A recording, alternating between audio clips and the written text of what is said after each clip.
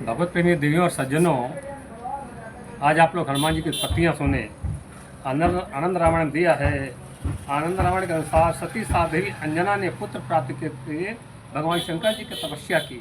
भगवान भोलेनाथ को प्रसन्न हुए और दर्शन दिया तो अंजना उनसे वरदान में मांगा कि हे भगवान शंकर, हम आप जैसा पुत्र और पवन देव जैसा गतिमान पुत्र चाहते हैं। तो शंकर जी ने वरदान दिया, अपने 11वें रूप में रुद्रावतार में हम तुझे जन्म लेंगे जो कि पवन देव के सहयोग से होगा। समय आने पर अंजना के गर्भ से एक पुत्र की प्राप्ति होती है जिसका नाम हनुमान पड़ता। इसीलिए हनुमान जी जो है पवन पुत्र और जो है 11वें रूप में शंकर सुमन कहे जाते हैं। और शिव पुराण के अंदर भी दिया है, रुद्र संहिता में भी दिया है। विष्णु जी ने मोहिनी रूप बनाया है तो भगवान शंकर जी ने कहा हम मोहिनी रूप आपका देखना चाहते हैं, मोहिनी रूप देखना चाहते हैं। शंकर जी के ऐसा कहने से भगवान विष्णु ने एक खूबसूरत मोहिनी का अपना रूप स्त्री का बनाते हैं। शंकर जी पर मोहित हो जाते हैं, उनका तप भंग हो जाता और उनके पीछे पीछे दौड़ने लगते हैं।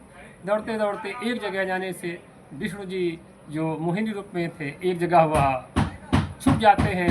शंकर जी का वीर स्खलित हो जाता है। उस वीर को सप्तऋषियों ले जाकर अंजना के कान में गुरुमंत्र के बहाने वायु से फूंक देते हैं, जिससे पवन पुत्र हनुमान का जन्म होता है। वायु पुराण और भविष्य पुराण में लिखा है कि एक बार शिवजी ने रूप में केसरी के मुख के द्वारा प्रविष्ट होकर समागम किया।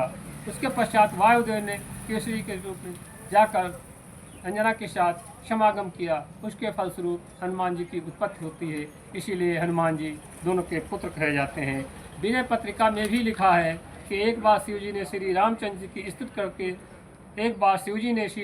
स्तुति करके वरदान मांगा कि हम आपका दास्य भाव स्वीकार करते हैं।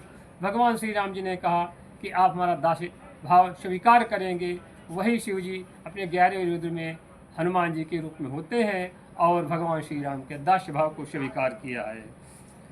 हनुमान जी की उत्पत्ति एक बार त्रेता युग में केसरी नाम का असुर हुआ है। उसने कोई संतान नहीं था। उसने शंकर जी की तपस्या करके उस दर्शन में शंकर जी ने दिया। शंकर जी ने कहा क्या मांगना चाहते, तो उसने कहा मैं एक पुत्र मांग रहा हूँ, आप हमें पुत्र दें।